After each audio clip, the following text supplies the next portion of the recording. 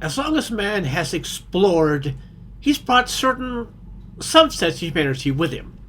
The explorer, the poet, the one who looks beyond the horizon, and the one who does all the physical work. But there's one subset which is annoying but thus is necessary. The bureaucrat. The pusher of pencils, the counter of beans, the one who makes sure that every I is dotted and every T is crossed. But what happens when the need for bureaucracy runs into more human issues?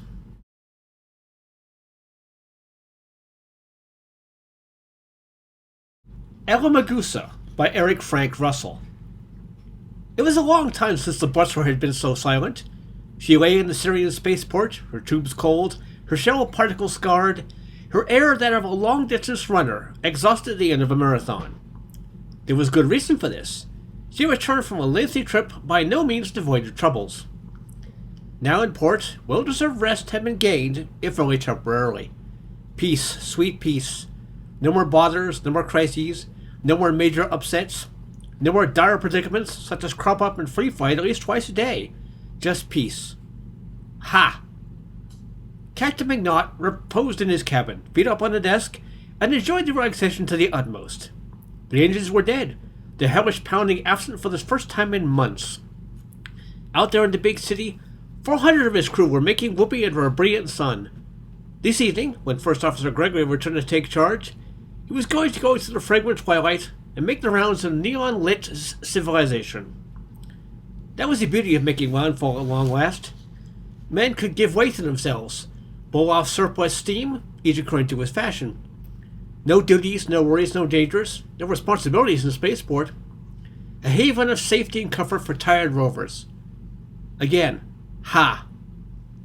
Berman, the chief radio officer, entered the cabin. He was one of the half-dozen remaining on duty, born the expression of a man who can think of 20 better things to do. Relayed signal just come in, sir. Handed the paper across, he waited for the others to look at it and perhaps dictate a reply. Taking the sheet, McNaught removed his feet from the desk, sat upright, and read the message aloud.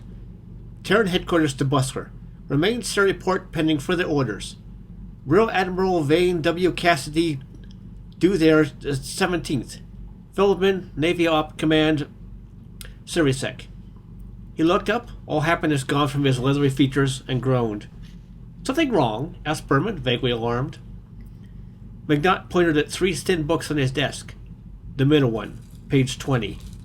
Leafing through it, Berman found an entry that said, Vane W. Cassidy, Head Inspector Ships and Stores. Berman swallowed hard. Does that mean? Yes, it does, said McNaught without pleasure. Back to training college and all of its rigmarole, paint and soap and spit and polish. He put on a officious expression, adopted a voice to match it. Captain, you have only 799 emergency rations. Your location is 800. Nothing in your logbook accounts for the missing one. Where is it? What happened to it? Listen, that one of the men's kits lacks an officially issued pair of suspenders. Did you report its loss? Why does he pick on us? Asked Berman, appalled. He's never chivied us before. That's why, informed McNaught, scowling at the wall. It's our turn to be stretched across the barrel. His gaze fell on the calendar. We have 3 days, and we'll need 'em. Tell Second Officer Pike to come here at once. Berman departed gloomily. Short time, Pike entered. His face reaffirmed the old adage that bad news travels fast. Make it an ident, ordered McNaught, for 100 gallons of plastic paint, navy gray, approved quality. Make another for 30 gallons of interior white enamel. Take them to spaceport stores right away. Tell them to deliver by this evening, along with a correct issue of brushes and sprayers. Grab up any cleaning material that's coming for free. The men won't like it, remarked Pike feebly. They're going to love it, McNaught asserted. Bright and shiny ship, all spick and span, is good for morale. Says so in that book. Get moving and put those idents in. When you come back, find the stores and equipment sheets and bring them here. We've got to check stocks before Cassidy arrives. Once he's here, we'll have no chance to make up storages or smuggle in any extras we happen to find in our hands. Very well, sir. Pike went out wearing the same expression as Berman's. Lying back in his chair, McNaught muttered to himself. It It was feeling in his bones that something was sure to cause a last-minute ruckus. Short of any item would be serious enough, unless covered by a previous report. A surplus would be bad, very bad. The former implied carelessness of misfortune. The latter suggested bare-faced theft of government property in circumstances condoned by the commander. For instance, there was that recent case of Williams of the heavy cruiser Swift. He'd heard of it over the space find when out around Boots. Williams had been found in unwitting command of 11 reels of electric fence wire when his official issue was 10. Taking a court-martial to the side of the extra reel, which had formidable barter value on a certain planet, had not been stolen from space tours, or in sailor jargon, teleportated aboard. But Williams had been reprimanded, and that did not help promotion.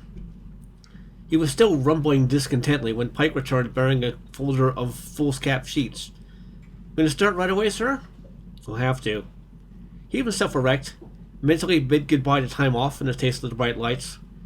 Take long enough to work right through from bow to tail. I'll get the men's kit inspection to the last. Marching out of the cabin, he set forth towards the bow. Pike following with brooding reluctance. As I passed the open main-lock, Peaslake observed them, bounding eagerly up the gangway and joined behind. A Pooka member of the crew, he was a large dog of last interest had been more enthusiastic than selective. He wore with pride a big collar inscribed Peaslake, property of SS Bustler.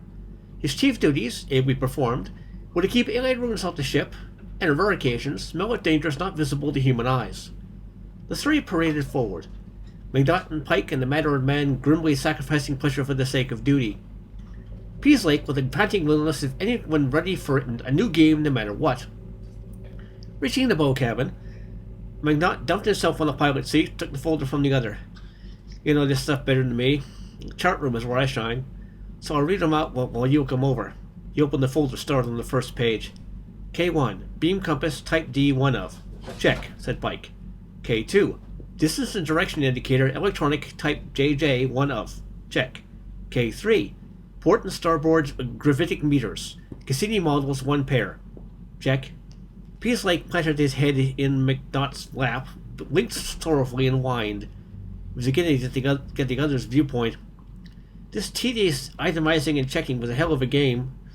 McNaught consoledly lowered a hand and played with Peaslake's ears while he plowed his way down the list. K187, foam rubber cushions, pilot and co-pilot, 1 pair. Check. By the time First Officer Gregory appeared, they had reached the tiny intercom cubby and poked around in the semi-darkness. Peaslake had long departed in disgust.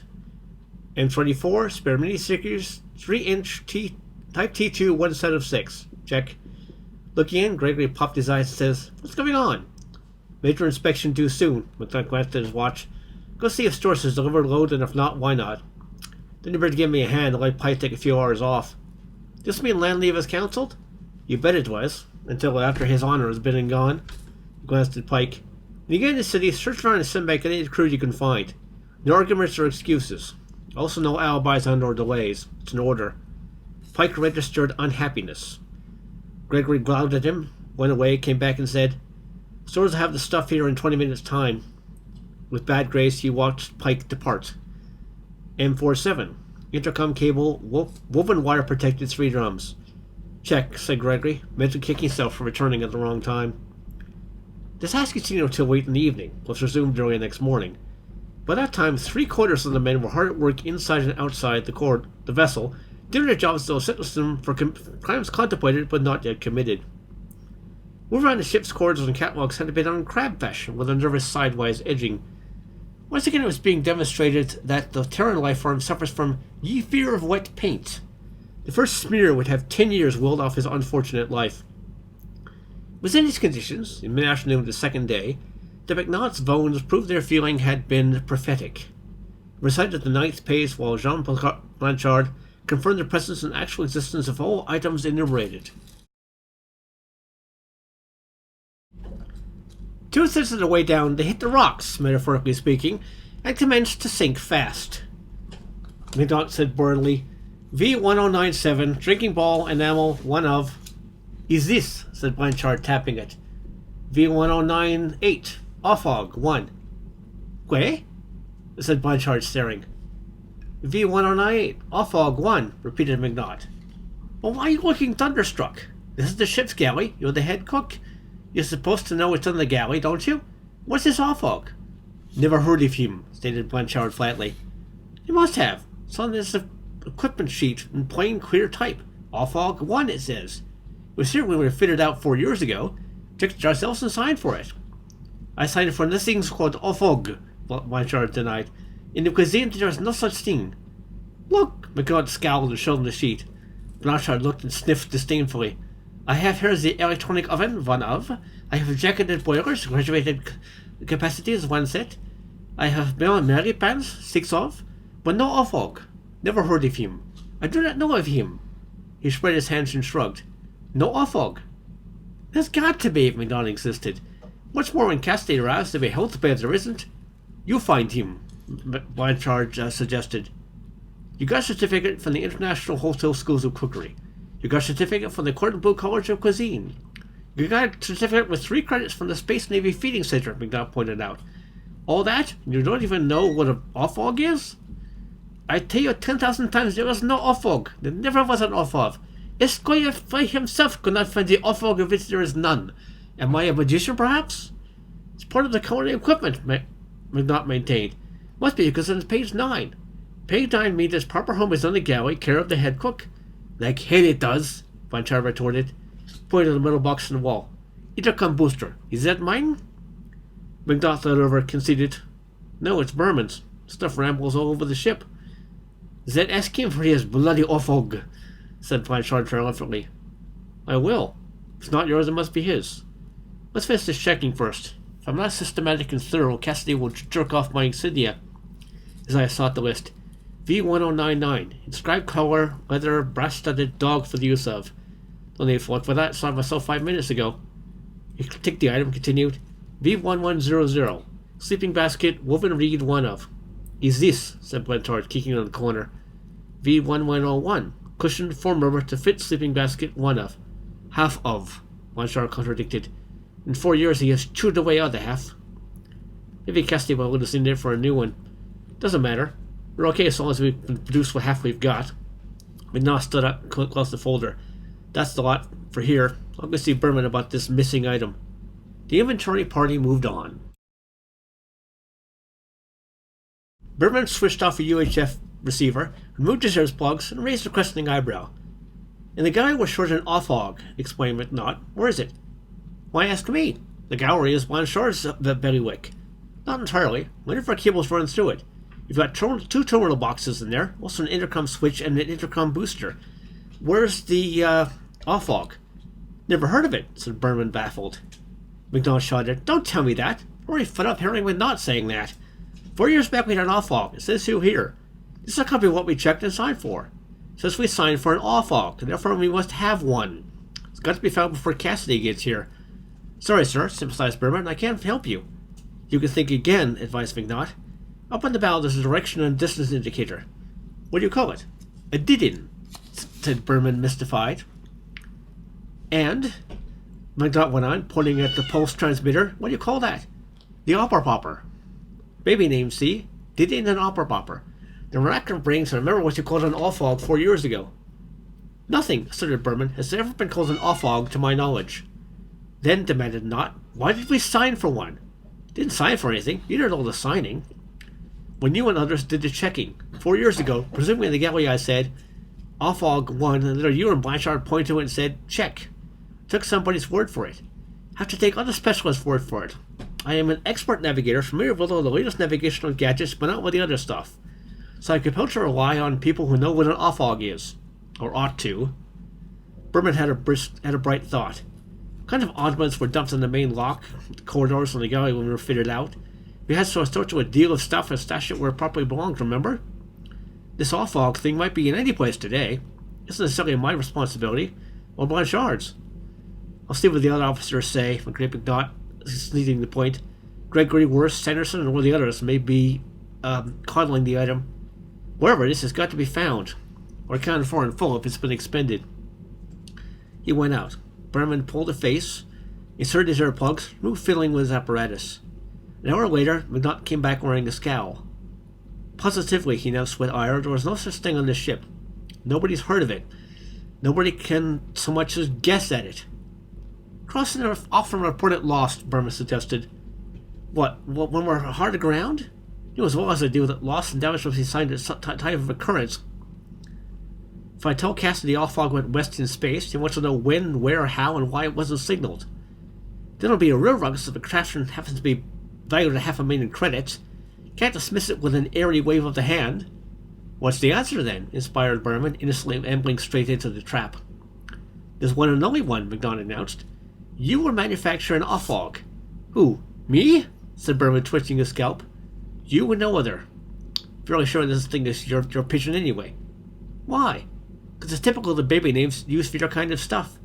I'll bet a month's pay that an off-log is some sort of scientific allamagoosa. Something to do with fogs, perhaps. Maybe a blind approach gadget. The blind approach transceiver is called the Fumbly, Berman informed. There you are, said McNaught, as if I clinched it. So you will make an off-log. It will be completed by 6 tomorrow evening and ready for my inspection then. It better be convincing, in fact pleasing. In fact, its function will be convincing. Berman stood up, let his hands dangle and said in hoarse tones, How can I make an off-log when I don't even know what it is? Neither does Cassidy do, McNaught pointed out, leering at him. It's more of a quantity surveyor than anything else. As such, he counts things, looks at things, certifies they exist, sets advice on whether they are functioning satisfactorily or worn out. All we need to do is talk to an opposing allamagoosa and tell him it's the off-log. Holy Moses, said Berman fervently. We're just not relying on the dubious assistance of biblical characters, McNaught reproved. Let us use the brains that God has given us. Get a grip on your soldering iron and make a top-notch off-log by 6 tomorrow evening. That's an order. He departed, satisfied with the solution. Behind him, Berman glanced at the wall and licked his lips. Once. Twice. Rear Admiral Vane W. Cassidy arrived right on time. He was a short, paunchy creature with a florid complexion and eyes like those of a long-dead fish. His gait was an important strut. Ah, Captain, trust you everything shipshape? Everything usually is, Sir. Not glibly. I see to that. He spoke with conviction. Good, approved Cassidy. Like a commander who takes his responsibility seriously. Much as I regret saying so, there are a few who do not. He marched to the main lock, his cod eyes taking note of the fresh white enamel. Where do you prefer to start, bow or tail? My equipment sheets run from bow backwards. Might as well deal with them the way they're set. Very well. He trotted officially towards the nose, paused on the way to pat Pease Lake and examine his color. Well cared for, I see. Has the animal proved useful? You saved 5 lives in Mardia by barking a warning. The details have been entered in your log, I suppose? Yes, sir. The log is in the chart room awaiting your inspection. We'll get to it in due time. Reached in the bow cabin, Cassidy took a seat, set the folder for McNaught, started at a business-like pace. K1, beam compass, type D, 1 of. This is it, sir, said McNaught, showing him. Still working properly? Yes, sir. They carried on, reached the intercom cubby, the computer room, succession of other places back to the gallery. Here, Blanchard posed in freshly laundered white clothes and eyed the newcomer warily. V147, electronic 1 of. Is this? Said Blanchard, pointing with disdain. Satisfactory? Inquired Blanchard, giving him the fishy eye. Not big enough, declared Blanchard. He comforts the entire gallery with an expressive gesture. Nothing's big enough. Place too small. Everything's too small. I am the chef de cuisine. This is cuisine like an attic. This is a warship, not a luxury liner, Cassidy snapped. He frowned at the equipment sheet. V148 timing device, electronic oven, attachment thereof, 1 of. Is this? Spat Blanchard, ready to sling it to the nearest port if Cassidy would first donate the 2 pins. Working his way down the sheet, Cassidy got nearer and nearer when nervous tension built up. Then he reached a critical point and said, V1098, off-log 1. My bleh, shouted Blanchard, shooting sharp sparks from his eyes. I said before and I say again, there never was. The off-log is in the ready room, sir. McNaught chipped in hurriedly. Indeed? Cassidy took analytical equipment. The wires are recorded along with galley equipment. It was placed in the galley at time of fitting out, sir. It was one of those portable instruments left us to fix up where more suitable. Then it should have been transferred to the ready room list. Why did you transfer it? Thought it better to wait for your authority to do so, sir. The fish eyes registered gratification. Yes, that's quite part of you, Captain. We'll transfer it now. He crossed the item from sheet 9, initialed it, entered it in sheet 17, initialed that. V1099. Inscribed color, yes. Oh, yes, I've seen that. The dog was wearing it. He ticked it. An hour later, he stirred in the ready room. Berman stood up, squared his shoulders, but could not keep his feet or hands from fidgeting. His eyes protruded slightly and kept straying towards McNaught in silent appeal. It was like a man wearing a porcupine in his breeches. V1098, Offog 1, said Cassidy in his usual tone of brooking no nonsense. Moving with the jerkiness of a slightly uncoordinated robot, Berman pawed a small box fronted with dials, switches, and colored lights. It looked like a ham radio operator of a fruit machine, and knocked on a couple of switches. The lights came up, played around in intriguing combinations. This is it, sir, he informed with difficulty. Ah. Cassidy left his chair and moved across for a closer look. I don't recall having seen this item before, but there are so many different models of the same thing. Is it still operating efficiently? Yes, sir. It's one of the most useful things on the ship, contributed McNaught for good measure. What does it do? Inquired Cassidy, inviting Berman to cast a pearl of wisdom before him. Berman paled. Hastily, McNaught said, a full explanation will be rather involved and technical, but to put it as simply as possible, it enables us to strike a balance between opposing gravitational fields. Variation in lights indicate the extent and degree of imbalance at any given time. It's a clever idea, added Berman, being suddenly reckless by the news, based on Finnickel's constant. I see, said Cassidy, not seeing it all. He returned to his seat, took the off-walk, and continued on. Z44, switchboard automatic, 40-line intercom, 1 of. Here it is, sir. Cassidy glanced at it, returned his gaze to the sheet. The others used this momentary distraction to mop sweat from their foreheads. Victory having gained. All was well. For the third time. Ha! Rear Admiral Vane W. Cassidy departed pleased and complimentary. Within 1 hour, the crew bolted to town. McNaught took turns with Gregory as they enjoyed the gay lights. For the next 5 days, all was peace and pleasure. On the 6th day, Byrne burned a signal, dumped it upon McNaugh's desk, and waited for the reaction. He had an air of gratification, the pleasure of one whose virtue was about to be rewarded. Turned headquarters to Bustler. Returned her immediately for overhaul and refitting. Improved power plant to be installed. Feldman, Navy Op, Command, Surisek. But back to Terra, commented McNaught happily. An overhaul will mean at least a month's leave. He eyed Berman. Tell the officers on duty to go to town and order the crew aboard. The men will come running when they know why. Yes, sir, said Berman, grinning.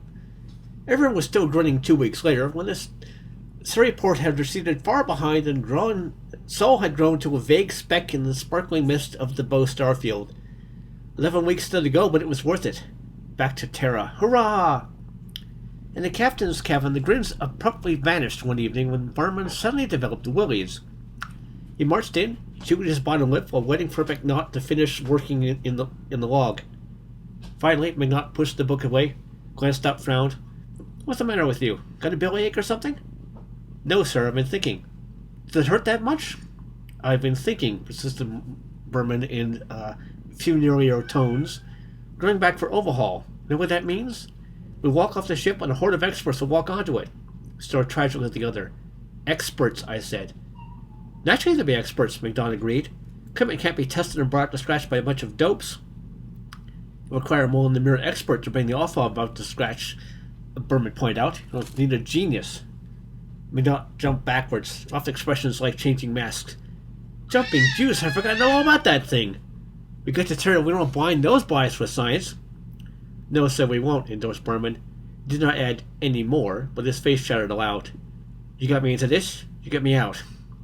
He waited a time while McNaught did some intense thinking, then prompted, What do you suggest, sir? Slowly, the satisfied smile returned to McNaught's features as he answered, Break up the contraption and feed it into the disintegrator. It doesn't solve the problem, said Berman. We'll still be short and off-log. No, we won't, because I'm going to signal its loss owing to the hazards of service. He closed one eye in an emphatic wink. We're in free flight right now. Reached for a message pad and scribbled on it while Berman stood by, vastly released. Berman to Terran headquarters. Item V1098 off-log 1 came apart under gravitational stress while passing through twin solid field Hector Major Minor. Material used as fuel. McNaught, Commander, Buswer. Berman took it to the radio room and beamed it earthward. All was peace and progress for another 2 days. The next time he went to the captain's cabin, he went running and worried. "General call, sir," he announced breathlessly, and thrust the message into the sailor's hands. "Terran headquarters for relay all sectors. Urgent and important. All ships grounded forthwith. Vessels on flight under official orders will make for nearest spaceport pending further instructions. Willing Alarm and Rescue Command, Terra." "Something's gone bust," commented McNaught, undisturbed. He traipsed to the chart room, with Berman following. Consulting the charts, he dialed the intercom phone, got Pike in the bow, and ordered, "There's a panic. All ships grounded. We've got to make for Zakted port, about 3 days run away. Change course at once. Starboard, 17 degrees, declination 10. Then he cut off, griped. "Bang goes that sweet muscle Terra. Never did like Zakted either. Stinks. The crew will feel murderous about it, and I don't blame them." "What do you think has happened, sir?" asked Berman. He looked both uneasy and annoyed. "Heaven only knows. The last general call was 7 years ago when the Starrider exploded halfway along the Mars run. They grounded every ship in existence while they investigated the cause." He rubbed his chin, pondered. "And the call before that one was when the entire crew of the blowgun went nuts. Whatever it is this time, you can bet it's serious." "Wouldn't it be the start of a space war? Against whom?" McNaught made a gesture of contempt. "No wasted ships in which to oppose us." "No, it's something tactical. Learn of eventually. They'll tell us before we reach Zakted or soon after." They did tell them. Within 6 hours, Berman rushed in with face full of horror. "What's eating you now?" demanded McNaught, staring at him. "The off-log," stuttered Berman. He made motions as though brushing off invisible spiders. "What of it?" "It's a typographical error. In your copy it should read off-dog." The commander stared owlishly. "Off-dog?" exerted McNaught, making it sound like foul language. "See for yourself." Dumping the signal on the desk, Berman belted out, left the door swinging. McNaught scaled after and picked up the message. "Terran headquarters to Buswer. Your report, V1098, ship's official dogs, Pease Lake. Detail full circumstances and manner in which animal came apart under gravitational stresses. Cross-examine crew and signal all coincidental symptoms experienced by them. Urgent and important. Willing Arming and Rescue Command, Terra." In the privacy of his cabin, McNaught convinced to eat his nails. Every now and again he'd went a little cross-eyed and examined them for nearest to the flesh. The end.